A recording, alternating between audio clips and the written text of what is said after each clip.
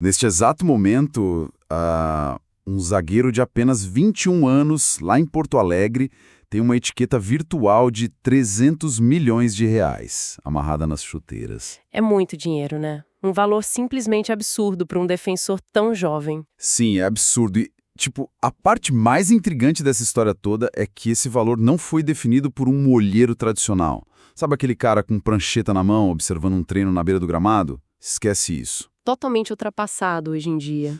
Exato. Esse teto financeiro foi, na verdade, validado e impulsionado por um supercomputador na Suíça. Então hoje, vamos desempacotar isso. É como se a gente estivesse olhando para a bolsa de valores, mas aqui os ativos calçam chuteiras e correm na grama, sabe?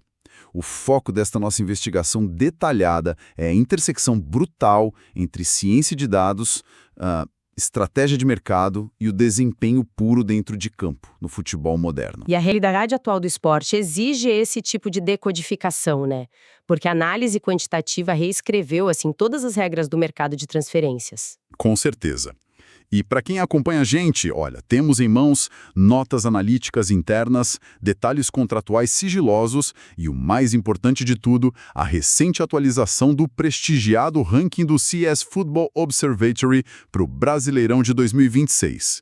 E o nosso caso de estudo para entender essa engrenagem toda é o Vieri, zagueiro do Grêmio. Pois é, a nossa missão nesta análise de hoje é dissecar a anatomia de um ativo esportivo milionário. A grande questão que emerge do cruzamento desses documentos é entender a engenharia de bastidores, sabe? Como que uma instituição transforma um jovem talento não apenas num pilar tático no esquema do treinador, mas numa fortaleza financeira absolutamente impenetrável perante o mercado interno e externo. Então, para quem nos acompanha e deseja compreender como o dinheiro flui no futebol de elite hoje, o primeiro passo é entender a régua que mede esse talento, né? A métrica que faz com que clubes de Londres, Madrid ou Paris olhem lá para o sul do Brasil com o talão de cheques na mão. Exatamente, a origem do dinheiro. Sim, os documentos do Suez revelam que o Vieri atingiu a nota de 75,6 numa escala de 0 a 100. E isso coloca ele como o sexto atleta sub-23 mais valioso de todo o Campeonato Brasileiro de 2026. O que é fascinante aqui é o peso específico que essa sexta posição carrega. Porque, olha, quando a gente olha para a lista de quem está à frente dele, o contexto se ilumina. Quem está na frente dele nessa lista? Só para a gente ter uma ideia. Bom, temos o Vitor Roque liderando o ranking pelo Palmeiras, seguido pelo Robert Renan no Vasco, o Álvaro Montoro no Botafogo e o Breno Bidon no Corinthians. Só peso pesado. Sim. É uma prateleira composta exclusivamente pela elite da nova geração. E ver um zagueiro de 21 anos figurar nesse extrato superior é, estatisticamente falando, muito notável. Porque a posição de zagueiro central, historicamente e até pela natureza da responsabilidade em campo, né, possui uma curva de maturação muito mais tardia do que a de um atacante ou de um meia-armador. E eu gosto de pensar nesse sistema do CIAS não apenas como um ranking. É tipo um boletim escolar de elite, sabe? Ou melhor, um score de crédito financeiro rigorosíssimo para atletas. Adoro essa analogia do score de crédito. Né? Porque, assim como no mercado financeiro, onde um banco avalia o seu histórico de pagamentos e o seu risco de inadimplência, o algoritmo suíço avalia o risco esportivo do jogador. E estar posicionado logo atrás de um nome consolidado como Vitor Roque não ofusca o Vieri de forma alguma. De jeito nenhum. Pelo contrário. Exato, muito pelo contrário. Isso atesta que o zagueiro gremista tem um score de crédito altíssimo. Isso valida o nome dele para essas transações de alto risco e alto valor.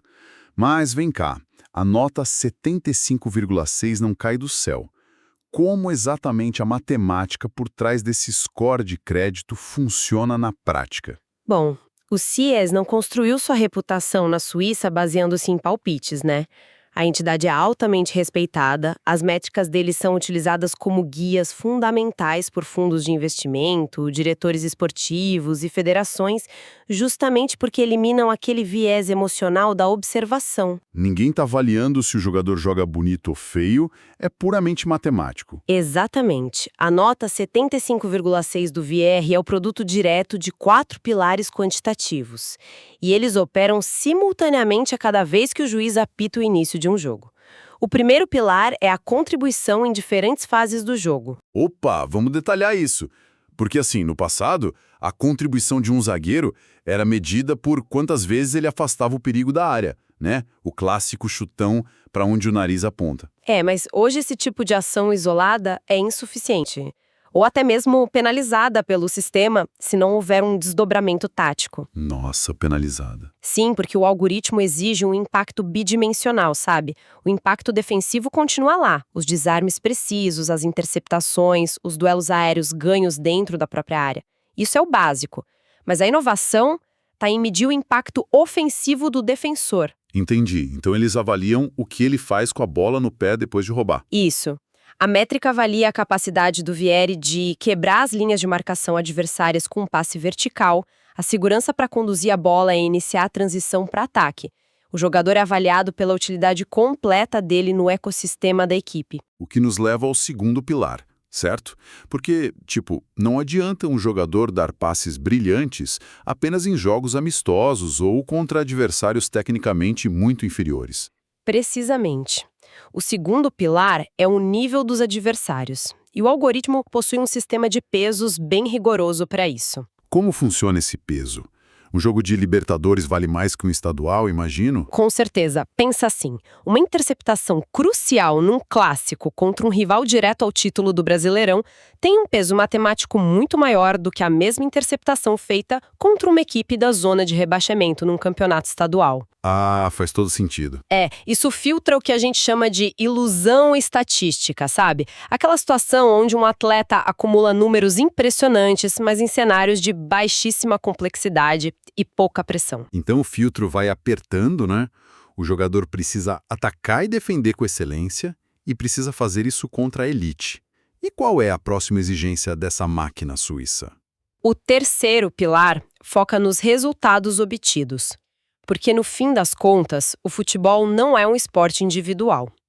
O algoritmo cruza o desempenho isolado do atleta com o rendimento coletivo da equipe enquanto ele está em campo. O Grêmio vence as partidas em que o Vieri joga. A média de gols sofridos despenca quando ele é o titular. Exatamente essas perguntas. Esse pilar assegura que a técnica individual do jogador se traduz em eficiência competitiva para a instituição. E, por fim, o quarto pilar é a regularidade. Regularidade?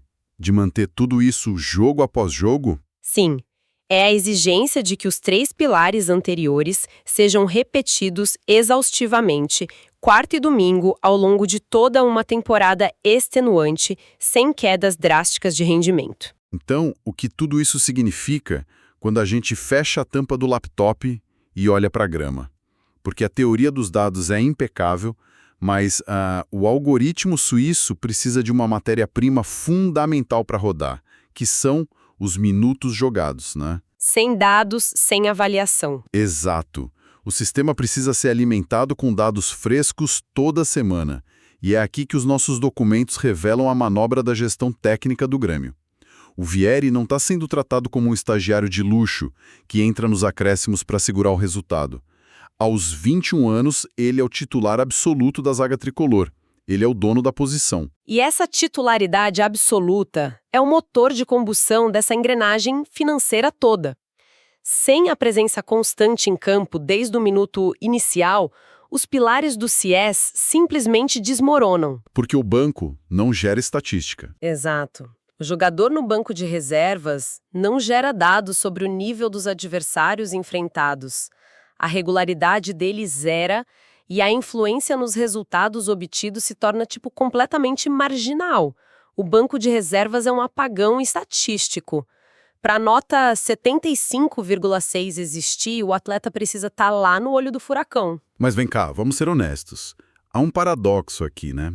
Colocar um zagueiro de apenas 21 anos, que é uma idade em que a imaturidade tática ainda é uma realidade como titular absoluto num campeonato brasileiro, isso não é quase uma roleta russa institucional? É um risco altíssimo, sem dúvida. Pois é.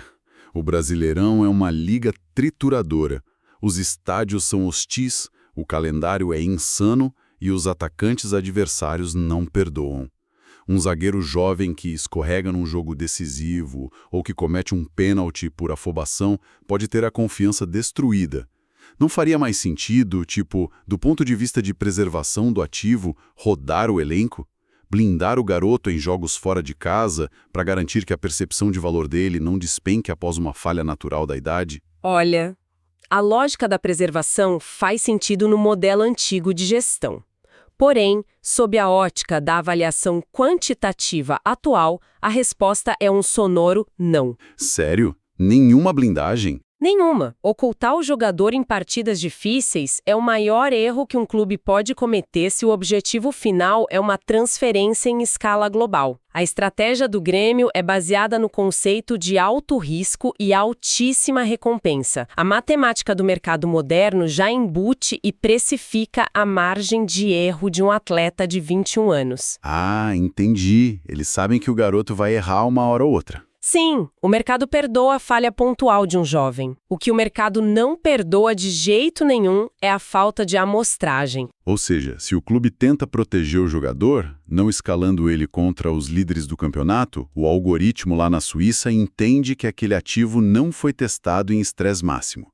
E se ele não foi testado, a nota congela ou cai. Congela na hora. O score de crédito afunda porque o jogador sumiu do mercado, basicamente. Exatamente a ausência de dados em cenários críticos que desvaloriza o atleta hoje. A titularidade absoluta concedida pelo Grêmio é a vitrine inescapável. O clube assume o risco das flutuações de desempenho inerentes a um jogador de 21 anos, porque sabe que o prêmio final, que é a validação robusta em todos os 4 pilares do CIES, só é alcançado se o atleta sobreviver e prosperar sob o escrutínio dos grandes jogos. Eles precisam colocar ele no fogo cruzado. Sim, eles precisam que ele jogue os clássicos, porque um desarme providencial num jogo desse calibre impulsiona a métrica de nível dos adversários lá pro teto. E aqui é que a coisa fica realmente interessante. Porque o plano do Grêmio funcionou, né? O jogador entrou em campo, suportou a pressão toda, os dados alimentaram o algoritmo suíço e a nota 75,6 iluminou o nome do Viarne e os monitores dos departamentos de inteligência de vários clubes. A vitrine funcionou tão bem que, inevitavelmente, atraiu compradores rápidos. E é nesse ponto que a nossa análise sai das 4 linhas e entra nas salas de reunião.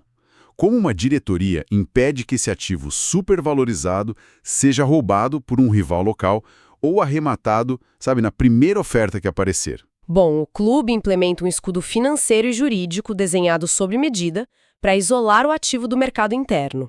As notas contratuais que temos em mãos indicam que a diretoria gremista tem plena consciência de que o Viry é hoje o jogador com o maior potencial de venda de todo o elenco. Ele é a joia da coroa. Exato. E para proteger essa joia, o escudo foi forjado em 2 dimensões inquebráveis: o tempo e o custo de quebra. O tempo é o contrato estendido, imagino. O vínculo dele com o Grêmio vai até dezembro de 2029. Para quem acompanha a rotatividade maluca do futebol brasileiro, um contrato de quase 4 anos para frente é praticamente uma eternidade, né? Sim, é muito raro. E esse prazo estendido retira imediatamente o poder das mãos de agentes que poderiam forçar uma saída com ameaça de fim de contrato. Mas olha, a peça central mesmo dessa blindagem é a multa rescisória estipulada em 300 milhões de reais para transferências ao exterior. 300 milhões. O número é tão colossal que muda a natureza da conversa. Essa multa não é necessariamente o valor de face exato que o clube espera receber no centavo, né? Ela atua como um pedágio psicológico e negocial. É uma barreira. Uma barreira que sinaliza para o mercado que o Grêmio não está em posição de desespero. E a gente tem a prova cabal de que essa barreira funciona na prática, não apenas no papel. Porque no início de 2026, o Botafogo, que curiosamente abriga o Álvaro Montoro, que é o nome imediatamente acima do Vieri no ranking do CIES, pentou uma investida concreta. O Botafogo foi lá bater na porta do Grêmio com propostas para levar o zagueiro. E se conectarmos isso com um panorama maior da economia do nosso futebol hoje, o movimento do Botafogo faz total sentido estratégico, sabe? Eles identificaram a ascensão do jogador no modelo preditivo e tentaram se posicionar como um intermediário. É a figura clássica do day trade na bolsa de valores, né? O Botafogo olhou para os gráficos, viu a curva de crescimento do zagueiro tricolor e tentou comprar o ativo na baixa ou na média ali, antes que a maturação estourasse o teto de preço. Exatamente. Compra barato e vender caro depois. A ideia, provavelmente, era usar o jogador internamente, surfar nesses dados gerados por ele e, 1 ou 2 anos depois, revender ele para a Europa, embolsando uma margem de lucro monumental. O Botafogo tentou lucrar com o suor da base alheia, né? Mas a resposta do Grêmio foi um não absoluto. O clube gaúcho considerou os valores oferecidos inaceitáveis diante das métricas mapeadas. A recusa ao Botafogo revela o estado de maturidade corporativa da gestão do Grêmio neste caso.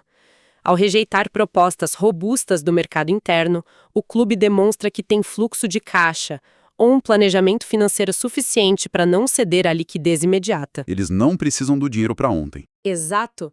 A estratégia é reter a blue chip, aquela ação de primeira linha do mercado. O Grêmio está executando um plano perfeito, usufruir do dividendo esportivo imediato, que é ter um defensor nota 75 no CIS, garantindo vitórias no campeonato, enquanto utiliza a segurança do contrato até 2029 para ter o controle absoluto da narrativa de venda. Eles ditam as regras agora. Eles ditam o momento e o preço.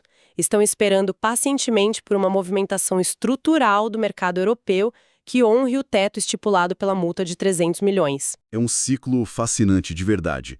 A gente começa analisando o garoto de 21 anos desarmando um atacante num domingo à tarde. Passa pelos servidores frios e calculistas lá na Suíça que transformam esse suor numa nota 75,6 e desembarca numa sala fechada onde presidentes de clube recusam milhões de reais, bloqueando o xadrez do mercado interno. É uma engrenagem que não aceita mais achismos. É o esporte elevado à máxima potência financeira. Esse ecossistema ilustra perfeitamente para nossa audiência a sofisticação da indústria em 2026.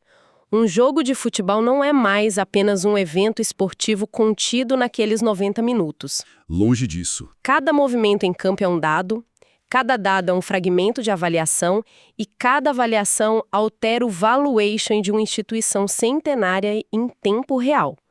O gramado tornou-se a interface física de uma operação financeira contínua, entende? É impressionante. Um passe errado afeta o placar do jogo, mas também derruba o pilar de resultados obtidos no algoritmo, que por sua vez esfria o interesse de um clube de Londres que atrasa a injeção de capital no caixa do clube formador. Tá tudo interligado, né? A pressão sobre os ombros de um menino de 21 anos é algo simplesmente estratosférico. E olha, isso levanta uma questão importante se a gente observar a longo prazo o impacto desse rigor avaliativo. O algoritmo não apenas documenta o comportamento do atleta, ele tem o poder de condicionar esse comportamento. Como assim condicionar? Bom, como analisamos, o CIS exige contribuição em diferentes fases do jogo. A máquina suíça cobra impacto ofensivo de quem tradicionalmente só tinha a obrigação de destruir as jogadas, sabe? Puxa, isso é uma constatação pesada. Se a régua global exige que o zagueiro construa o jogo para ter valor financeiro, a gente pode estar assistindo em tempo real a extinção programada daquele zagueiro clássico, puramente defensivo. É bem provável. Aquele zagueiro raiz, né, que se especializa apenas em fechar o espaço e proteger a área. Ele está sendo empurrado para fora do mercado de elite simplesmente porque ele não satisfaz o apetite por dados ofensivos do algoritmo europeu. O jogador começa a arriscar passes no meio-campo não apenas porque é a melhor decisão tática para o time naquele segundo, mas porque o score financeiro dele depende disso para atrair uma transferência de centenas de milhões. Ele joga pro time e pro algoritmo ao mesmo tempo. Exatamente. Fica essa reflexão enorme para quem nos escuta levar para o sofá na próxima vez que a bola rolar na tela. Reparem no comportamento dos defensores mais jovens. Fica aqui o nosso muito obrigado pela companhia em mais esta análise profunda e até a próxima.